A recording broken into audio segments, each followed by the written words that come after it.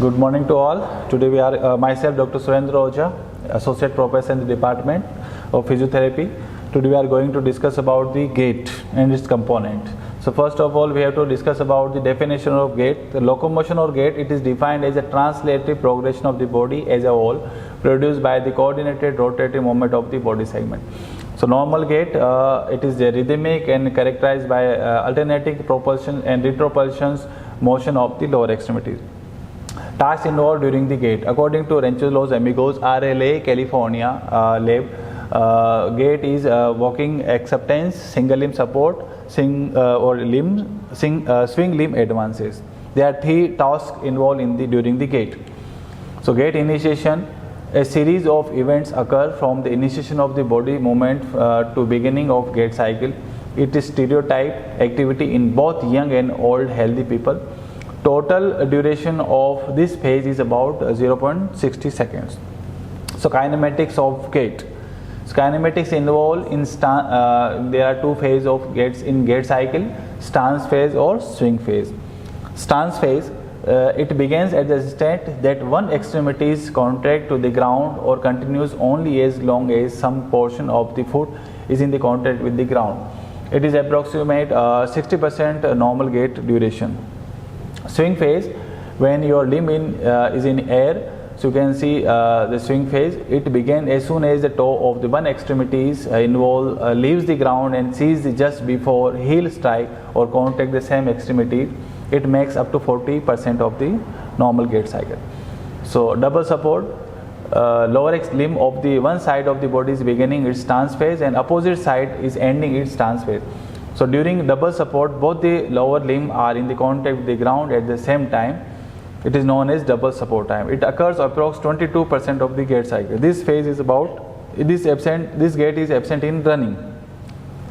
Subdivision of phase. So stance phase and swing phase is further divided in further categories. As in case of stance phase, you can see the heel strike, foot flat, mid stance, heel off and toe off. In case of swing phase, acceleration, mid swing and deceleration. So comparison of gait terminology, traditional gait terminology and RLA according to California terminology. So you can see the heel strike is similar to the initial contact, foot flat is similar to the loading response, mid stance similar to the mid stance, heel off is similar to the terminal stance, toe off is similar to the pre-swing, acceleration is similar to the initial swing, mid swing is similar to the mid swing and deceleration is similar to the terminal swing. So traditional phase of gait cycle. Traditional phase of gait cycle, first we have to take about the heel strike phase. So begin with the initial contact and end with the foot flat. It is beginning of the stance phase when the heel contacts the ground. Foot flat, it occurs immediately following the heel strike. It is the point at which the foot fully contact with the ground. In case of mid stance, it is the point at which the body passes directly over the supporting extremity. Stance phase, heel off, the point following mid stance at which time the heel of the reference extremity leaves the ground. Stance phase, in case of toe off, the point following heel off when only the toe of the reference extremity is in the contact with the ground. Swing phase, now come to the swing phase. First is acceleration phase. It begins once the toe leaves the ground and continues until mid swing of the point at which the swinging extremity is directly under the body. Mid swing, it occurs approx when the extremity passes directly beneath the body or from the end of the acceleration to the beginning of the deceleration. The last phase of the swing phase is deceleration.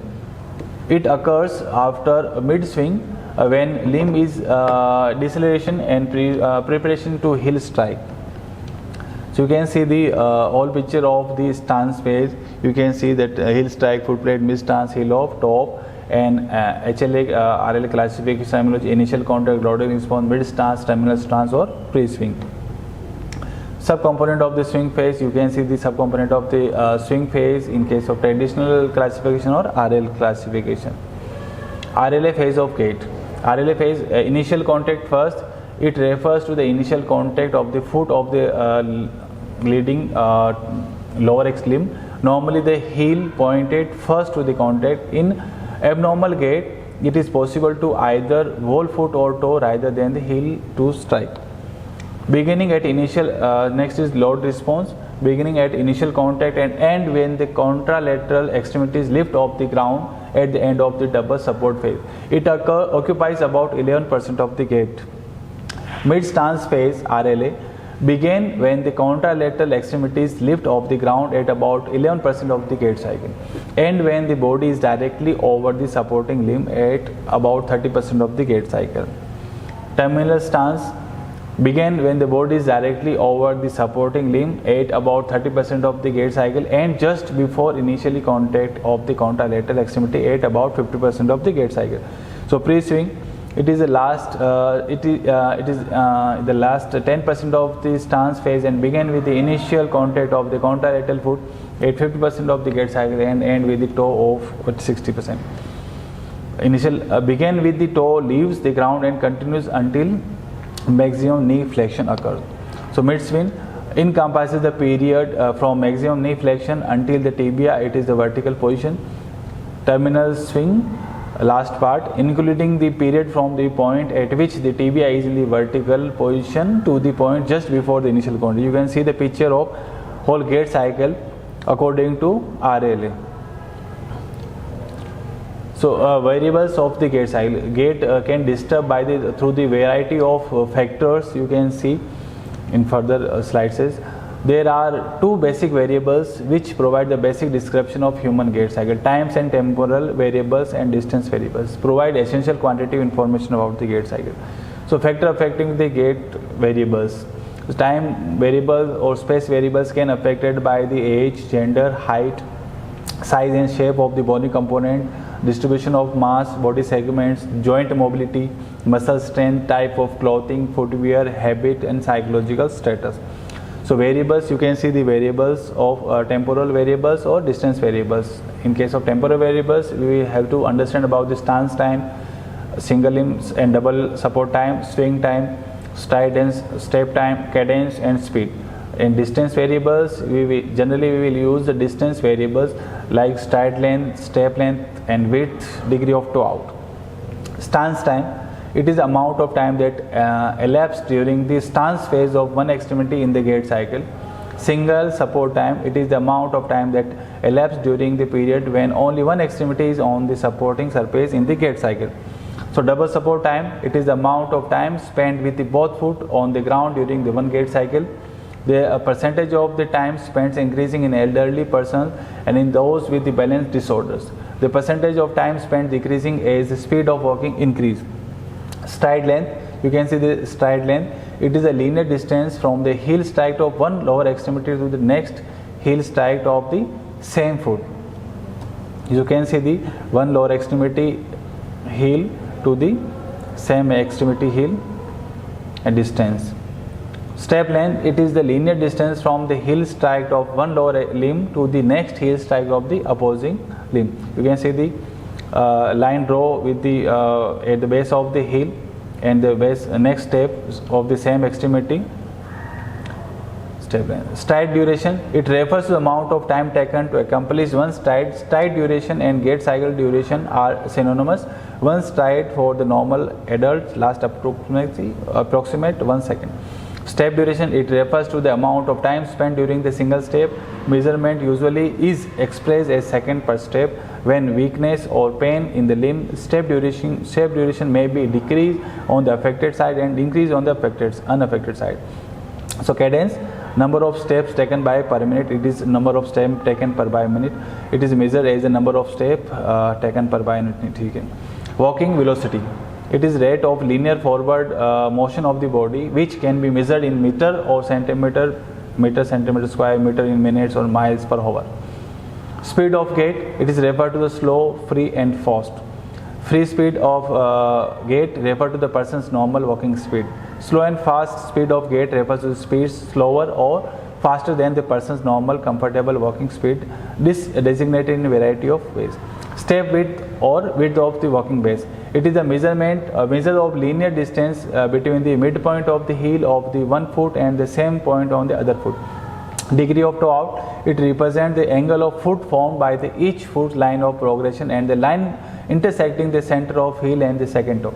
The angle for man is about 7 degrees from the line of progression of each foot at free speed walking. The degree of toe out decreases as the speed of walking increase in normal man. Degree of toe out, you can see the degree of toe out. Variables of gait cycle, as we already had discussed about the variables of gait cycle. So pathological of path of this COG, center of gravity. Center of gravity is a body mass is accumulate at the center of point of the body, midway between these hips, few centimeters the front of second sacral vertebra. Least energy consumption if center of gravity travel in a straight line.